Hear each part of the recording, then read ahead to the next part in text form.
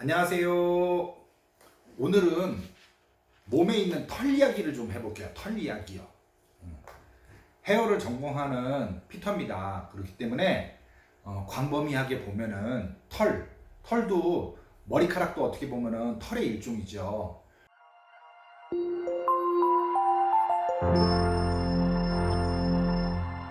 사람의 몸에서 중요한 부위, 사람의 몸에서 보호해야 할 부위들은 대부분 털이 있어요.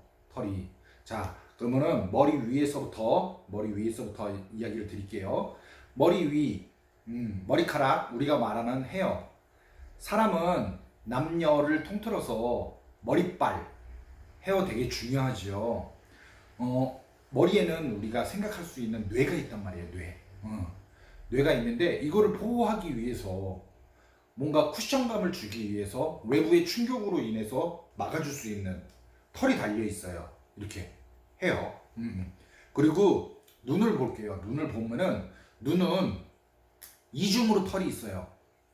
눈썹하고 속눈썹. 눈썹하고 속눈썹. 우리 몸에서 중요한 부위는 한 군데도 뭐 저기 하겠죠. 근데 우리가 볼 수 없으면은 되게 굉장히 답답하겠죠. 그래서 눈을 보호하기 위해서 빗물이나 기타 이물질들 이런 것들이 우리 눈에 들어가지 않게끔 1차, 2차적으로 걸러주는 역할을 하죠. 그리고 눈에 들어갈 수 있는 먼지라든지 기타 오염물질들을 속눈썹이 또 한번 막아주고요.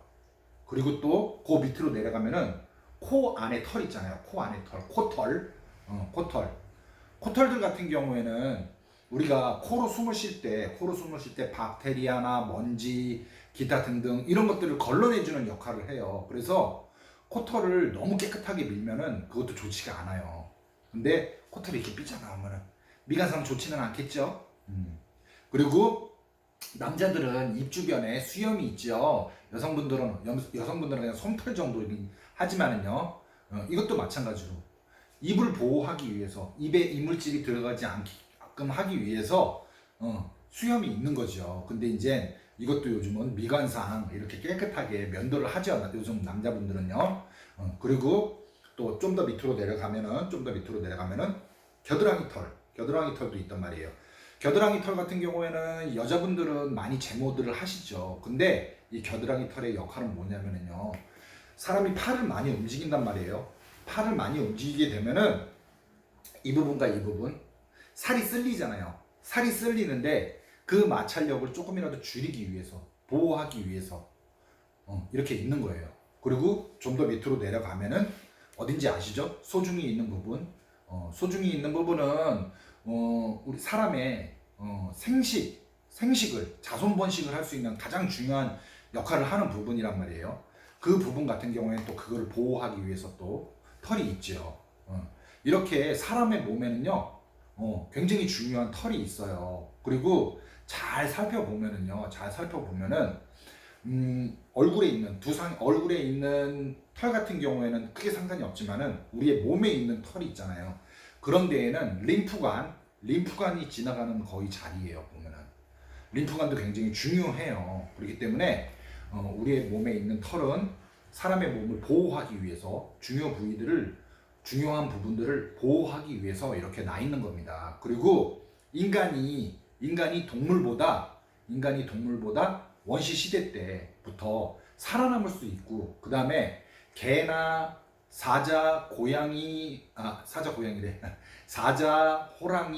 뭐 이런 야생 동물보다 달리기는 늦지만은 그들보다 지치지 않는 이유는요.